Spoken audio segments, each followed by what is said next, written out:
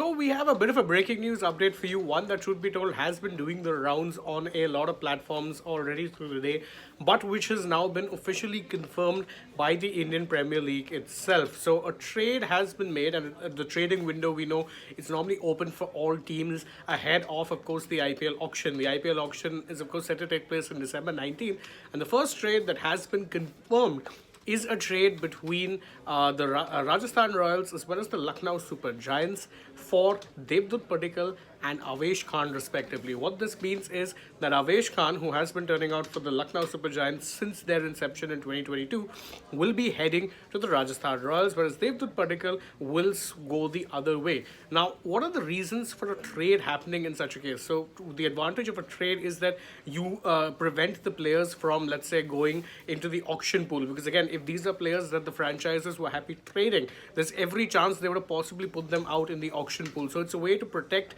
let's say, value if you're a player. So for instance, if you're an Avesh Khan, if Avesh Khan had been released into the auction pool, there's a chance that he may have gotten more than what he was getting at Lucknow, but there's also every chance that some team would have snapped him up for a lower price.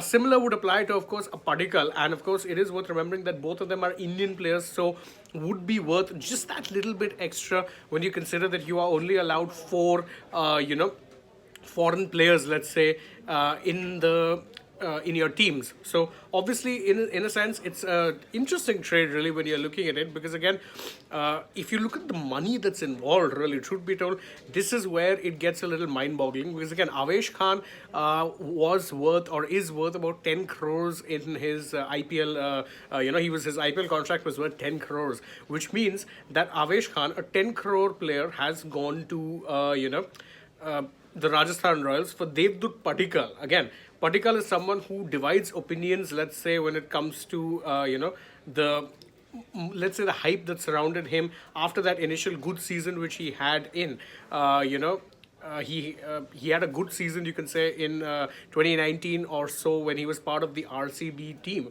But after that, he's not really been having much success. In fact, if you go by his price, it's 7.75 crores. So I'm not really sure what the rationale is for this move if you're looking at it from either side. Because again, if you're looking at it purely from a numbers perspective, then you can say that LSG at least have a bit more wiggle room in their budget thanks to it. Because again, Avesh was worth 10 crores. They've traded Padikkal, who was worth 7.75 crores. That means you've got a wiggle room of about 2.5 crores with that trade. So that's the only way realistically it makes sense. And what this means is that on paper, LSG have gotten the better deal. And if you're wondering why it is I'm looking at it purely from a numbers perspective, it's because I don't see any need for either of these players in their respective franchise. Again, if you're looking at the batting, considering the batting of LSG, considering Padikkal is a top order bat, if you are, let's say, if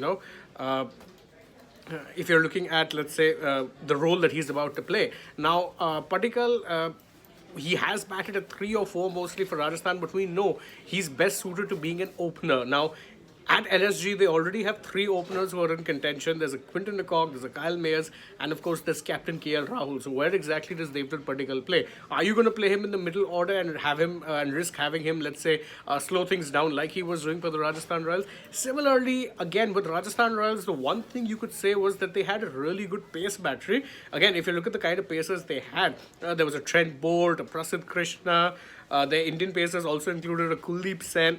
So they were pretty covered in that department. In fact, one would argue that their pace bowling was probably the strongest suit that they had. And thereafter, the fact that they've gone for Avesh, who is probably costing them more than what Devdutt would have, I just don't understand the logic.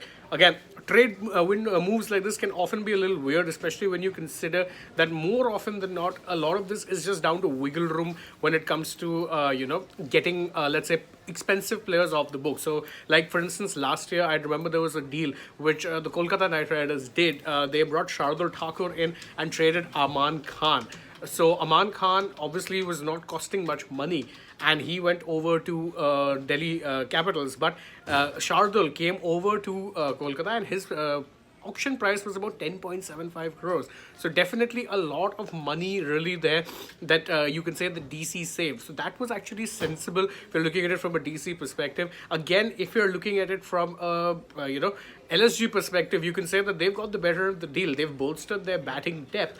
and they've also gotten 2.5 crores of wiggle room on their auction budget. So win-win really for them, even though I don't think Devdutt Padikkal is going to be playing that many games to begin with. But again, we've seen moves like this take place. It's all about balancing out the books. So if you're looking at it from that perspective, I say LSG have gotten the better end of that deal, because I don't know what an Avesh Khan would add to Rajasthan Royals. Their pace bowling was already pretty solid, and I don't see him playing too many games over there. But again, that's the way these trades work, and of course the trades will be finalized ahead of course the IPL auction, which of course will be when the teams announce who is it they've retained, who it is they've released into the auction pool, and of course if the leagues allowed other players into the auction pool. So we know that the world of cricket has been a bit of a disappointment if you're an Indian fan, when you consider the fact that India ended up losing out on the World Cup final. But I mean, the world of cricket never really stops. You've got a T20I series starting tomorrow against Australia,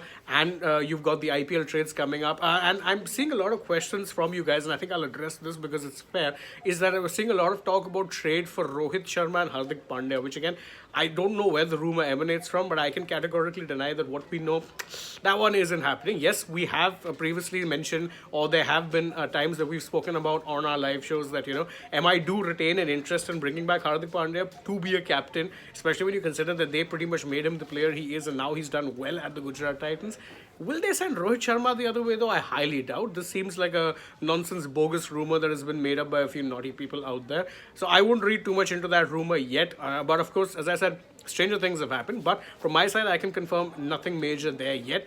So that is the breaking news update we have for you guys. Thank you so much for joining us. Again, don't forget, if you enjoy our work, like, share, subscribe, tap that bell, leave us a comment, follow us on Instagram, Twitter, and Facebook. Don't forget to download the SportsTak app. You'll get all of these kind of news at the tip of your finger. And of course, if you're already on the channel, go ahead, check out some other videos we've done. We have plenty more coming your way. For now, from my side though, it's bye-bye.